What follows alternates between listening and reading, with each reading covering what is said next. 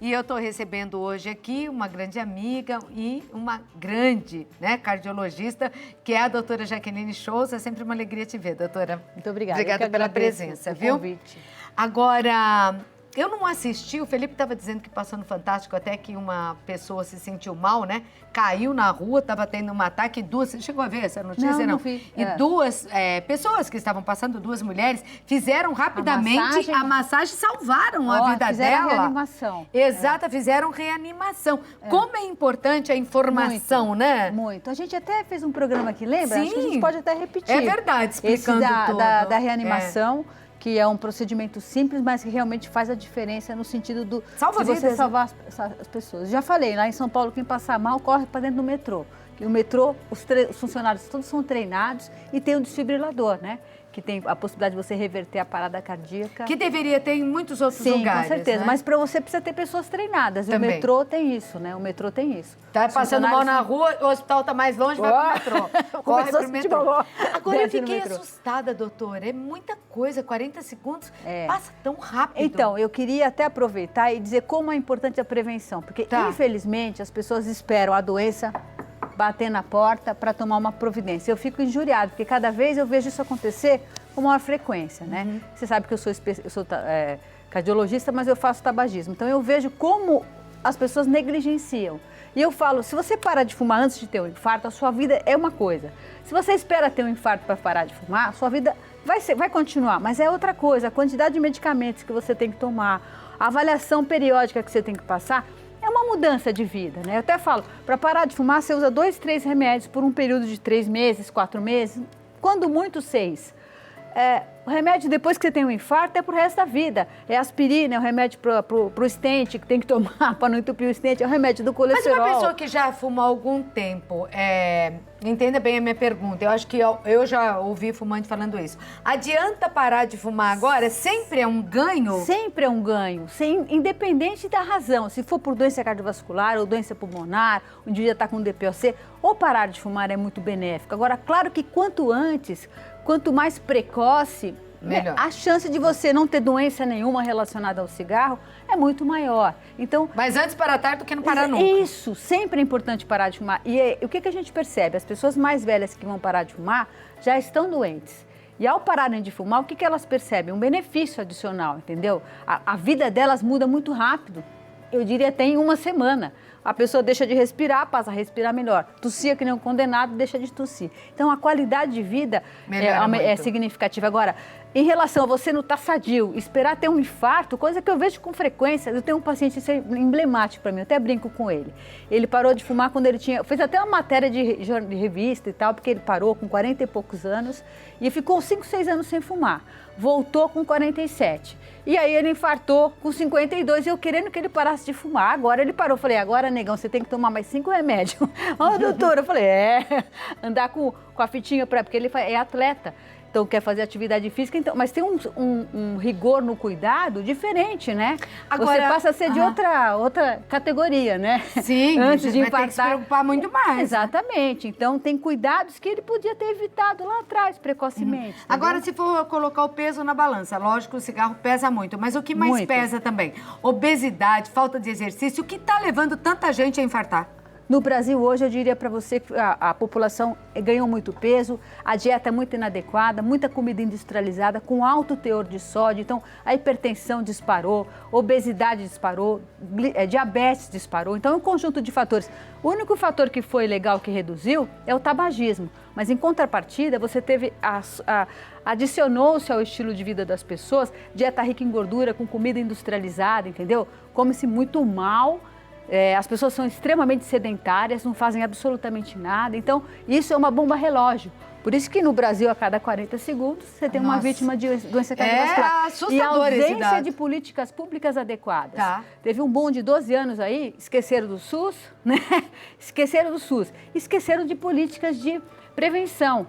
Foi uma onda de consumo insano, então famílias passaram a consumir refrigerante, coisas calóricas e de baixo valor proteico, nutricional, entendeu?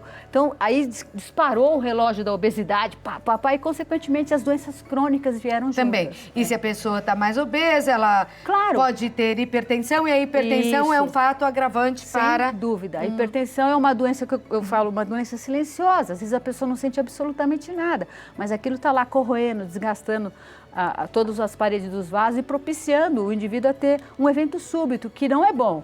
Ou vai ter um infarto, um edema pulmonar, ou um acidente vascular cerebral, que é o AVC, deixando sequelas, né? Junto com isso tem diabetes, que também aumentou por conta da obesidade. Então, e também é um fator um fator de risco importante e é interessante. A medicina, por outro lado, vem com propostas muito adequadas, mas que não é acessível à maior parte da população. Então, essa engrenagem, como o remédio para o diabetes, a maior parte dos que estão disponíveis no SUS não são os remédios que reduzem o risco cardiovascular. Você entendeu? Então, assim, a população, a grande maioria, não está se beneficiando da evolução da medicina. Eu acho que isso que precisa ser entendido. Quando a gente fala numa política pública, o Brasil tem o SUS, é elogiado em muitos aspectos, mas, por outro lado, você também deixa a população afastada de outras coisas que ela poderia ter com mais precocidade. Às vezes, o remédio vai perder a patente em 10 anos. Então, você precisa equalizar essa situação para que Você acha que todos os remédios são iguais? Claro que, assim, do que se fala, do genérico. Não, eu digo assim, não só existem remédios e remédios, né? Sempre uns melhores que os outros, mas eu estou dizendo assim, entre genérico, marca similar. Não, a rigor não era para ter essa diferença. Mas é muito importante que a pessoa... No Brasil, infelizmente, o controle não está em todos os lugares, em todos os momentos. O país é o país da fraude, né? O povo arruma um jeito de fazer, como é que fala, falcatrua com tudo. Então, sempre procurar um laboratório de boa procedência, se for comprar um remédio que não seja o remédio de marca, para garantir pelo menos a procedência, que esses laboratórios são obrigados a fazer testes de qualidade e nunca pegar uma marca ou um laboratório absolutamente desconhecido. Só porque o remédio é mais barato, porque isso, também... Às vezes o barato sai caro, sai caro, né? Porque aí se aquele não funciona, já saiu caro. Mas basicamente o que eu diria é que essa incorporação de novas tecnologias, que a gente chama de medicamentos, por exemplo, eu já falei desses remédios aqui, eu já falei dos remédios no seu programa. Um para insuficiência cardíaca que é sensacional, reduz em 20% a taxa de internação e mortalidade. Nossa. A doença, a miocardiopatia dilatada, que a gente chama de insuficiência cardíaca, é uma grande causa de internação no nosso país e é cara, é uma internação custosa. Então, essa balança do que se gasta numa ponta e que se gasta em outra é que tem que ser melhor Mas esse não é pensada. oferecido pelo SUS, não esse é moderno, oferecido não. pelo SUS. Então, tem talvez políticas de Mas já redução existe a venda no Brasil. Você talvez reduzir imposto, facilitar o acesso, não é para dar de graça para todo mundo, mas oferecer de uma forma mais acessível, talvez. Então, essas coisas mais modernas, né? Tá certo. Desingestar essas coisas de dar. Eu sou contra dar tudo de graça, porque as pessoas não aproveitam. Até tratamento de tabagismo, eu falo, no SUS, o meu paciente vai, ele volta, posso tratar de novo? O cara que vai no convênio, no privado, que tem que pagar pelo medicamento, ele pensa 2 vezes antes de voltar a fumar. Por quê? Porque o medicamento não é de graça. Ele pagou por aquilo. Eu também penso assim. Então, assim, uma política que não dê de nada de graça, mas facilite o acesso, seja uma coisa moderna. Mas pelo menos informe sobre essa tecnologia de ponta, eleição, sobre esses remédios que funcionam, vamos escolher pessoas com ares novos, cabeças novas, ideias novas, né, para fazer. Esse ajuda, o SUS né? é muito importante, mas assim, ele está falido, está obsoleto na maneira como está. Não atende a todos, não atende com a eficiência que poderia atender, né? Então precisa ser modernizado. Então vamos pôr a mão na ferida, vamos... Né? Você sabe que eu sou assim. Tem um problema, vamos enfrentar, né? Mas eu também vou falar uma coisa. Pode falar. Os médicos também não estão iguais. Não, com certeza. Esses médicos recém-formados, que me desculpem, é lógico. Sim. Sempre tem os bons e tem aqueles que não são, mas a grande maioria, você vai no médico, ele nem te olha, não te examina, te coloca a mão e manda você fazer uma montanha de exames. Claudete, infelizmente, assim, a gente é obrigada a falar, mas a gente passou por um período de política onde o peso disso interferiu na vida de todos. Então, e na medicina em particular, ela foi escangalhada pelo governo do PT. Vou falar claramente aqui, porque eu sou uma pessoa clara e objetiva. Veio o tal dos mais médicos, que aquilo achincalhou a medicina do país e jogaram nas nossas costas os médicos o problema da saúde pública, de falta de investimento de saúde por mais de 12 anos, né? Não é assim. Então, abriram faculdade de medicina de forma indiscriminada. E agora, o que eles querem fazer? Jogar no coitado do recém-formado um exame para ver se ele está qualificado ou não para ser médico. Poxa se as vida. faculdades não são boas, é muita coisa errada, Você me né? desculpa a possibilidade de falar Olha, são aqui. palavras da doutora. Jaqueline, minhas, Que exatamente. fique claro. Sueli, nasci de 6 para 7 meses. Nossa, apressada, hein, Sueli? Hoje já sou uma senhora de 58 anos. Nasceu bem prematura. Por ter nascido prematura, tenho extrasístoles, não sei se está certo, ventriculares. Quero saber se pode evoluir para uma doença mais séria. Hã? É, eu tô lendo É isso? aqui. É. Sinto dores quando faço atividade física, como andar de bicicleta. E a Cristalina é lá de... Onde Goiânia. será que... Não, Cristalina é a cidade, né? Goiás, eu acho. É Goiás. É, Sueli Cristalina é o nome da cidade lá de Sueli, Goiás. você nasceu prematura, mas isso não tem nada a ver com Não. as suas extrasístoles Não? O que é isso, ventriculares. extracístole? São essas palpitações que a gente sente, às vezes de tomar café, dormir pouco, tomar um susto. Teu coração bate fora do ritmo compasso. apressadamente. Mas não tem nada a ver por ela ser Não, prematura. E não pode tem. evoluir Não. essa para A uma arritmia, coisa então, mais... é isso que ela vai precisar, pela idade. O fator preponderante aqui não é só a prematuridade, é a faixa etária que ela está, que envolve uma avaliação médica para saber se ela é hipertensa, se ela é diabética, se o colesterol dela está bom, a glicemia, dá um panorama geral nas doenças crônicas. Agora, o fato dela ter nascido prematura não interfere quer dizer em nada. nada. Vamos à próxima, então. Ela é a Cleusa. Boa tarde. Meu marido tem Parkinson. À noite, sente muita formigação do lado direito que chega até o peito, acompanhado de um mal-estar. Pode ser um problema do coração, doutora? Ele tem histórico na família. Pedro Leopoldo, lá de Minas Gerais. Eu não sei que idade que ela tem, mas provavelmente por ter Parkinson já deve ser um paciente também de faixa etária mais avançada, com mais idade. E a doença cardiovascular acompanha a idade, né? Então, com certeza, é importante ele estar fazendo uma avaliação para ver como é que anda a pressão arterial, o controle disso, tudo isso é importante, né? Tem mais perguntas e eu volto já, vou lá dar um recado, já venho, tá bom? Toma uma aguinha aí, doutora, que eu já tô voltando. Doutora, tem mais perguntas aqui. O que é uma cardiopatia? Cardiopatia é doença do coração. E podem ser várias. Ser várias. Você tem e envolver o músculo cardíaco, que a gente falou da insuficiência cardíaca, que são as miocardiopatias. Pode envolver as válvulas cardíacas, que são as doenças nas válvulas, que pode ter estenose aórtica, que nós já falamos aqui de doenças válvulas. Tem muitos lugares lá para dar doença, né? Tem, Meu Deus. tem. As arritmias, né? A doença no coração, que é a doença isquêmica do coração, que é o infarto. Essa é a maior causa de morte, uma das maiores causas de morte do nosso país. E tem mais perguntas aí da Luciana. Boa tarde a todos. Meu marido fez um exame e deu dilatação da veia do coração. Levou o exame para o médico avaliar e ele falou que não é grave. Agora, ela confia em quem? Em você, né, doutora? Mas quer saber se é isso mesmo? É Moju, lá do Pará. É Luciana, né?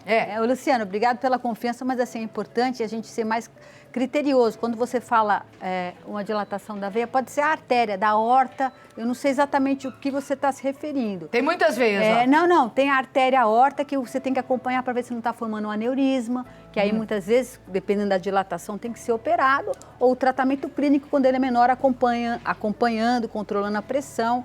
Não sei exatamente o que você está se referindo, mas tem uma doença que é muito comum, que é a aneurisma de aorta, e quando ele está muito dilatado, acima de 4,5, 5 centímetros, você tem que operar, porque senão a chance de romper é muito elevado e o paciente tem praticamente um quadro de morte súbita. Apesar do médico ter falado que não era provavelmente, grave. Exatamente, provavelmente deve estar dentro de um diâmetro aceitável, onde ele vai acompanhar e clinicamente. Mas tem que fazer o acompanhamento sem direitinho, dúvida, e controlar a pressão arterial, principalmente quem tem doenças na aorta, de dilatação, aneurisma, tem que ter com a pressão muito bem controlada. Ô, Luciana, e se ficou muito em dúvida, não é vergonha nenhuma ouvir uma segunda opinião. Com certeza. Né? Levando esse exame pessoalmente para ver todos os detalhes. Sem dúvida. Para um outro médico, se isso vai deixá-los mais confiantes, exatamente, né? com Ou certeza. mais sossegados. Aqui a gente tira a dúvida, mas não faz consulta, mas não né? está vendo, né, Não, o com exame. certeza.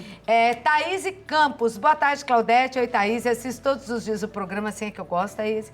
Gostaria de saber da doutora o que é um prolapso de válvula mitral, se isso pode se desencadear ou desencadear outras doenças do coração. Um abraço, um beijo para você, Thaís. Então, Thaís, na verdade, o prolapso é uma situação benigna, na grande maioria das vezes. Isso é um achado de exame do ecocardiograma e não implica em você nasceu com isso, morre com isso, mas não morre disso. Gostei dessa. Tá bom? Nasceu com isso. Nasceu, morre com isso, mas não morre disso. Então fique tranquila. Prolapso é uma condição benigna. Quando ele é grave, ele dá uma insuficiência na válvula. O médico fala, olha, você tem um prolapso com uma válvula mitral que não está funcionando bem. Aí é uma condição que requer o acompanhamento e cuidado. Mas, na grande maioria, é um achado de exame e não vai morrer disso, não. Tá bom. Marina Miranda, boa tarde, Claudete. Boa tarde, doutora. Olha lá.